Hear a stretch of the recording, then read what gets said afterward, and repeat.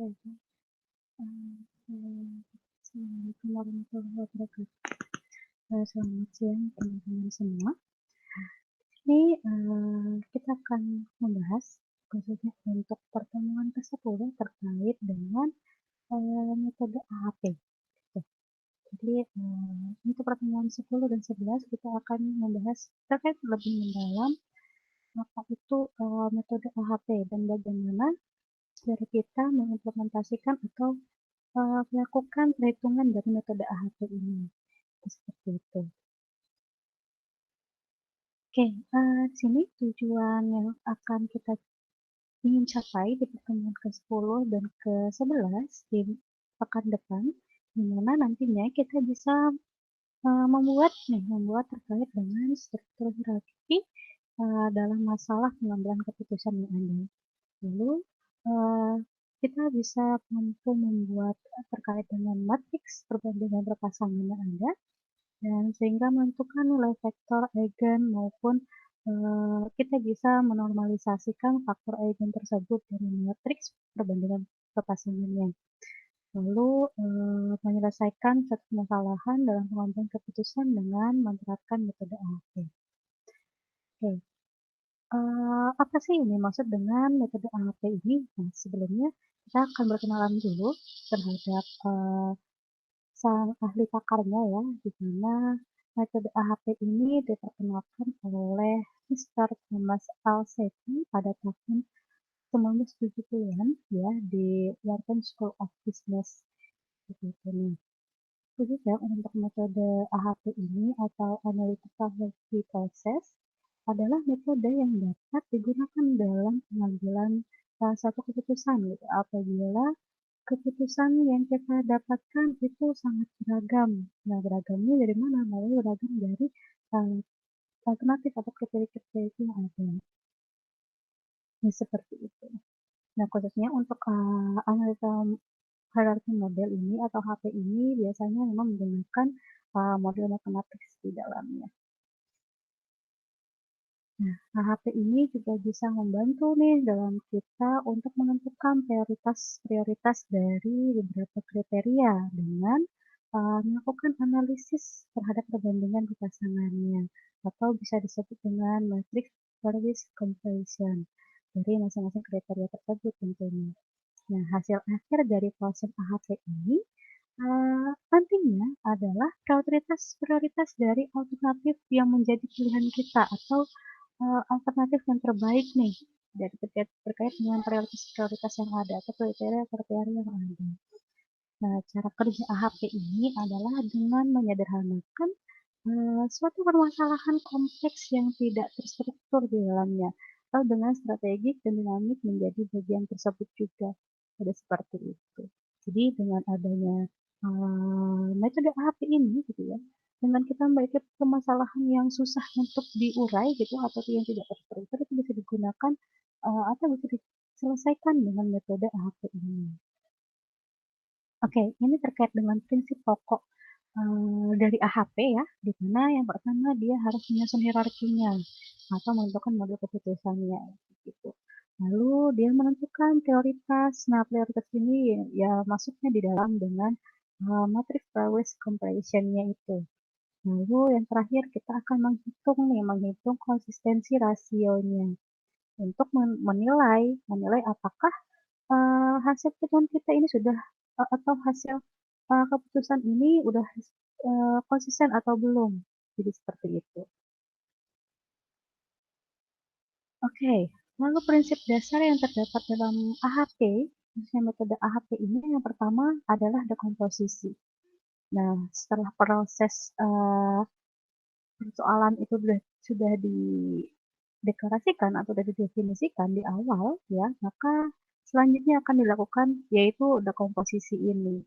Nah, dekomposisi ini adalah suatu proses yang kita gunakan gitu ya untuk menyederhanakan suatu permasalahan yang kompleks sehingga menjadi bentuk atau sketsa hierarki dalam memecahan persoalan yang utuh menjadi unsur-unsurnya. Jadi nanti ada contohnya dalam dekomposisi ini seperti apa. Maksudnya dari hierarki ini bentuknya seperti apa sketsanya. Nah, dalam dekomposisi ini diingat ya harus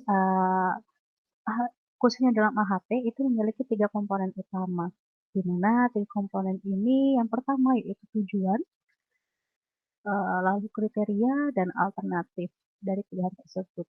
Nah, dari tujuan sudah pasti kita akan mengidentifikasi nih atau mendefinisikan permasalahan yang kita miliki sehingga kita bisa menentukan tujuannya ke depannya apa. Lalu dari permasalahan tersebut kita deskripsikan kembali kriteria-kriterianya dan alternatif yang ingin kita peroleh itu apa. Jadi seperti itu. Nah ini terkait dengan 3 komponen tadi ya, ada tujuan, itu ada kriteria dan ada alternatif.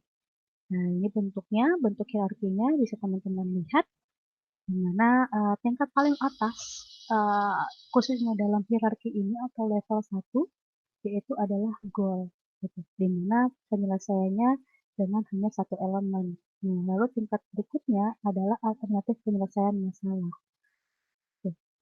Sehingga yang menjadi suatu kelebihan dari metode AHP ini yaitu dapat mewakili dari pemilihan alamiah manusia tersebut cenderung dengan mengelompokkan elemen sistem ke dalam tingkat di mana masing-masing tingkat elemennya itu yang sama atau setara gitu ya. Ini terkait dengan prinsip dasarnya. Mungkin teman-teman bisa lihat bentuk sketsanya. Lalu dalam prinsip AHP itu ada dua ya. Yang pertama tadi ada komposisi, lalu yang kedua ada perbandingan berpasangan. Nah, inti dari AHP yaitu melakukan di mana dia akan perbandingan berpasangan tersebut. Dia akan melakukan perbandingannya nih dengan menggunakan tabel skala perbandingan yang disebut dengan CAPI. Nah, prinsip ini dilakukan dengan membuat penilaian tentang kepentingan dari relatif dua elemen pada suatu tingkat tertentu dalam kaitannya dengan tingkat di atasnya misalnya gitu. Nah, pilihan ini itu biasanya sangat penting karena berpengaruh terhadap prioritas dari elemen-elemen yang ada di dalamnya. Hasil dari penelitian ini nantinya akan diimplementasikan atau dituangkan ke dalam matriks. Nah, matriks ini yang disebut dengan matriks Perwis comparison tadi. Seperti itu.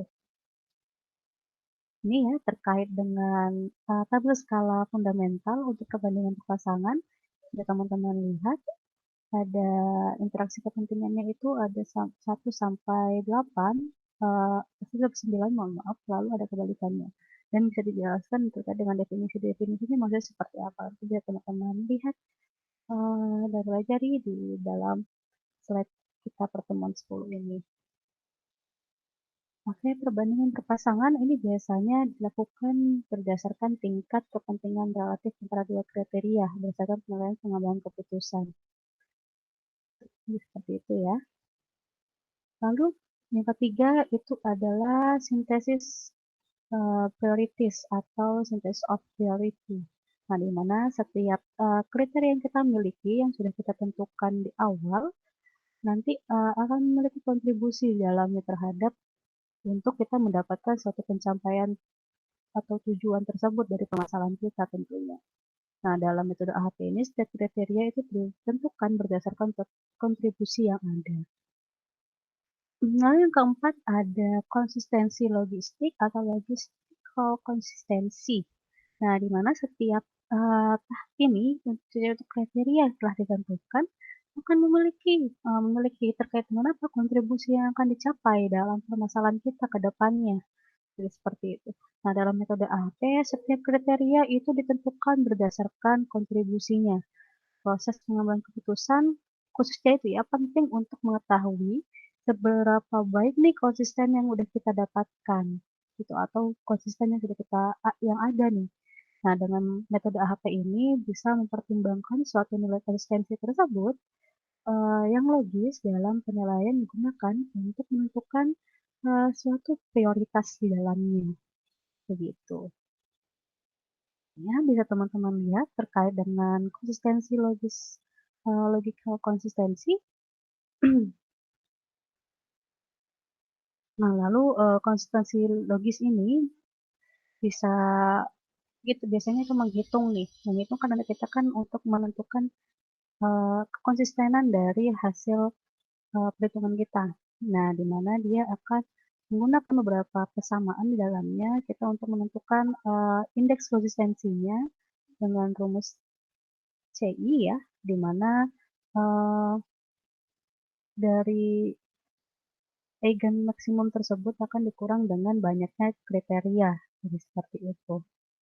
Lalu setelah kita menentukan konsistensi indeksnya, setelah itu kita menghitung lagi terkait dengan rasio konsistensi yang ada atau CR, di mana dari CI atau indeks konsistensi yang sudah kita dapatkan tadi akan dibagi dengan RI, maaf, ini maksudnya IR gitu. Di mana itu adalah indeks rasionya atau ratio of indeksnya seperti itu. Ya, ini terkait dengan konsistensi logis, khusus untuk rumusnya ya, bisa teman-teman lihat. Nah, dalam konsistensi logis itu ada beberapa yang harus kita perhatikan, di mana untuk memeriksa bahwa suatu hierarki kita ini sudah konsisten atau belum gitu ya, itu ada beberapa kriteria di dalamnya, di mana hasil rasio konsistensi atau CR tadi yang kita hitung sebelumnya, misalnya dihasilkan itu harus kurang atau sama dengan 0,1 atau 10%. Itu baru bisa dikatakan baik gitu, bahkan sempurna gitu ya. Sehingga kalau misalnya hasil rasio tersebut mendekati nilai itu, berarti itu menandakan bahwa hasil konsistensi kita semakin membaik gitu ya, atau baik gitu. Namun jika hasil konsistensi kita itu berada di nilai yang lebih dari ini ya, lebih dari 0,1 atau 10% itu, maka penilaian data adjustment harus diperbaiki. Berarti memiliki kesalahan di dalamnya. Jadi sebisa mungkin jangan melewati batas 10% untuk terkait dengan rasio konsistensi. Gitu. Nah, ini dalam rangkuman tadi sebelumnya kita dalam langkah-langkah AHP kita akan rangkum nih bagaimana langkah-langkah yang akan kita gunakan di dalam AHP dengan menggunakan metode AHP ini khususnya. Dimana yang pertama itu kita harus mengidentifikasi masalah dan tentukan solusi yang kita inginkan. Nah, biasanya saya sudah sebutkan terkait dengan permasalahan yang tidak terstruktur gitu ya. Namun pada tahap ini kita akan memecahkan secara jelas dan detail dan mudah dipahami nih terkait dengan permasalahan tersebut. Seperti itu. Lalu kita bisa menentukan beberapa solusi yang mungkin bisa kita ambil untuk penyelesaian masalah yang ada. Sehingga dari banyaknya solusi yang kita akan gunakan atau kita akan implementasikan atau kita akan coba gitu ya untuk menentukan solusi yang cocok, kita bisa implementasikan ke dalamnya sehingga solusi dari banyaknya solusi tersebut bisa cocok nih bagi penyelesaian masalah tersebut. Nah, sehingga solusi yang terbaik inilah yang sudah kita pilih itulah yang akan dikembangkan lebih lanjut di dalam tahap berikutnya. Gitu. Lalu langkah yang kedua itu ada membuat struktur hierarki. Nah, struktur hierarki ini ya tadi sudah membuat sketsa ya, sketsa hierarki di dalamnya. Ada dari tujuan, kriteria, lalu ada subkriteria gitu ya jika diperlukan. Jadi seperti itu. Nah, bentuk hierarki ini sangat berkaitan dengan kompleksitas dari suatu permasalahan tersebut. Nah, tujuannya ya untuk merupakan struktur paling atas itu adalah tujuan tadi, goal itu merupakan struktur paling atas.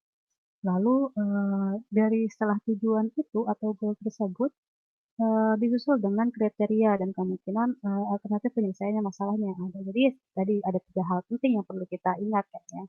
Ada tujuan, kriteria, dan alternatif di dalamnya. Lalu yang ketiga itu membuat matriks perbandingan berpasangan. Nah, di mana pada tahap ini itu menyusun perbandingan berpasangan yang akan membandingkan semua subsistem hierarki yang telah kita buat dalam bentuk perbandingan berpasangan. Nah, perbandingan ini itu dilakukan transformasi di dalamnya ke dalam bentuk matriks gitu ya, agar bisa kita lakukan proses perhitungan secara numerik di dalamnya. Nah, terkait dengan matriks perbandingan ini itu, ada dua di mana ada matriks perbandingan berpasangan untuk kriteria dan matriks perbandingan berpasangan untuk alternatif. Next, poin keempat, kita akan menghitung faktor eigennormalisasi. Nah, di mana perhitungan ini itu dilakukan untuk semua perbandingan berpasangan yang ada untuk kita implementasikan melakukan perbandingan. Nah, nilai tersebut merupakan bobot dari setiap elemen untuk menentukan prioritas elemen-elemen dari setiap matriks perbandingan tersebut. Nah, terdapat beberapa cara nih dalam perhitungan faktor eigen normalisasi, di mana pertama itu adalah menjumlahkan hasil perkalian baik dari baris dan kolomnya, gitu ya. Lalu setelah itu kita akan menjumlahkan nilai setiap kolom dari matriks 1. Setelah kita menjumlahkan nilai setiap kolom tersebut, kita akan membagi nih setiap nilai dari kolom dengan total kolom yang bersangkutan atau total kolom pada tabel tersebut untuk memperoleh nilai normalisasi dari matriks terakhir dan menjumlahkannya dari nilai-nilai di setiap baris dan membaginya dengan jumlah elemen untuk mendapatkan rata-ratanya. Jadi seperti itu. Lalu poin kelima itu akan memeriksa konsistensi hierarki ya. Nah, dengan cara bagaimana nih untuk kita memeriksa konsistensi hierarki? Yang pertama itu menentukan nilai eigen maksimalnya berapa. Lalu kita menghitung indeks konsistensi CI-nya tadi ya. Setelah kita menggunakan persamaan CI tadi, sudah kita dapatkan hasilnya terkait dengan konsistensi indeksnya, kita akan mencari rasio konsistensinya atau CR-nya. Nah, di mana fungsi dari memeriksa konsistensi hierarki ini itu sangat diperlukan karena ya untuk dapat kita ketahui nih apakah konsistensi antara objek dan nilai sudah benar atau belum. Jadi seperti itu. Lalu objek yang dimaksud ini adalah data penilaian dalam pengambilan keputusan dan dari matriks perbandingan pasangan tersebut. Nah, konsistensi yang diharapkan tadi harus valid ya, di mana konsistensinya harus mendekati dari 0,1 gitu. Tidak boleh lebih dari 0,1. Ingat ya. Nah, yang terakhir itu kita akan melakukan perhitungan akhir untuk masing-masing alternatif. Baik, jadi sampai di sini pembahasan kita terkait dengan metode AHP gitu ya. Pengenalan dari metode AHP ini bagaimana cara implementasinya, begitu langkah-langkah apa saja yang akan kita lewati dengan menggunakan metode ini. Seperti itu. Terima kasih atas perhatiannya. Saya akhiri wabillahi taufiq wal hidayah. Wassalamualaikum warahmatullahi wabarakatuh. Selamat siang, teman-teman. Terima kasih.